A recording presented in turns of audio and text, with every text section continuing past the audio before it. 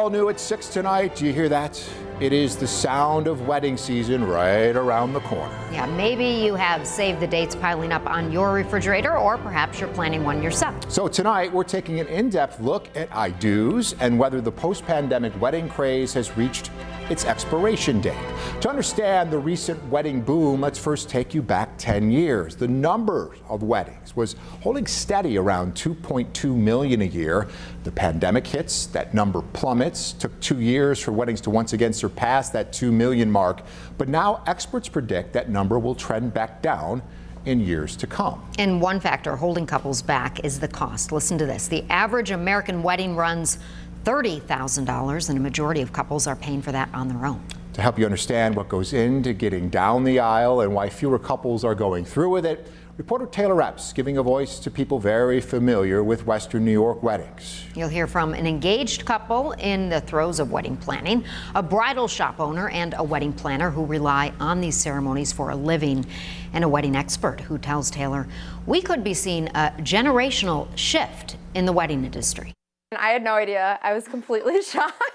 At a castle in Scotland. That was the backdrop for Buffalo couple Allison Tuffolero and Eric Herman. When I pulled everyone aside, I'm like, this is the spot to do it. They got engaged in October of 2022. Now, 2 years later, they're deep into wedding planning. It's just like nose to the grindstone, trying to like reach out to a million vendors, interview all these people, and get everything planned. Because then it's also like this race to like, you know, book people before they all book up. They tell me landing a venue was tough, with everyone rushing to get married after COVID restrictions eased off. This high level of demand for, I need to get married, right? There's this high level of demand, but there's not enough supply. Shane McMurray is the founder of The Wedding Report. He's been studying weddings since 2005 and says that wedding wave we saw after the pandemic is now settling down. You know, everyone was like, oh, we're so busy, blah, blah, blah.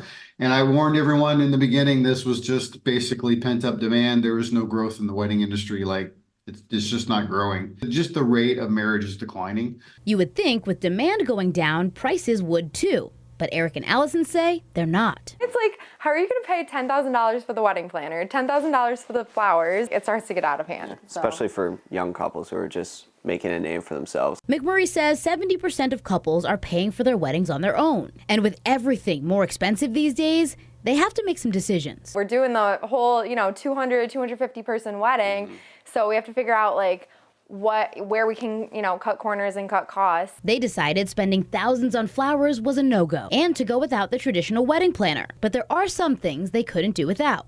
I'm most excited for my dress. My dress was like the #1 thing. And I'm really excited to wear it all day and feel like a princess. We are here for the fun part. Beth Clark runs the Bridal Chateau in Williamsville, a business that's been in her family for 48 years. It's a ride, but it's been so much fun. She says things are definitely different these days. Some people either embrace it or some people fight against it. We sell more black wedding gowns than we do white. We are seeing trends and we can help them no matter what. But she does have brides who worry about the price tag. The national average for a wedding gown is about $1,500, and that's about the average cost of a dress in our store. But we do see budget brides coming in with $500 to $1,000 just to invest in their dress. And we embrace that. She says it's about adjusting as more people move further away from tradition. People are kind of just throwing tradition out of the window sometimes. Your bridal party. Some people are not even having bridal parties anymore. Wedding planner Brittany Fuse says the happiest day for a couple can be madness for her, but she loves it. It's just so exciting to be around. She's also feeling the impact of the wedding cool down. With her business, every detail counts. This year alone, we've all seen lower numbers. And I don't know if that has something to do with COVID and people just not having the opportunity to meet and start dating to then get engaged to get married. She hopes people are back out in the dating pool so things can bounce back. Ultimately, the wedding industry is a billion-dollar industry. It's not going to dissolve. There's always going to be weddings. We might be doing things a little bit differently in 10 years from now. And that's what McMurray sees in his research. And there's 3 reasons why. 1, failed marriages for Gen X and baby boomers. So millennial kids have gone through divorce, right, with their parents and stuff like that. 2, people are more career focused these days. And 3, couples decide to just move in together and ditch the I-dos. And this younger generation's coming in and their perspective on marriages, they don't really see value in it. But these two do. I would say still do a wedding.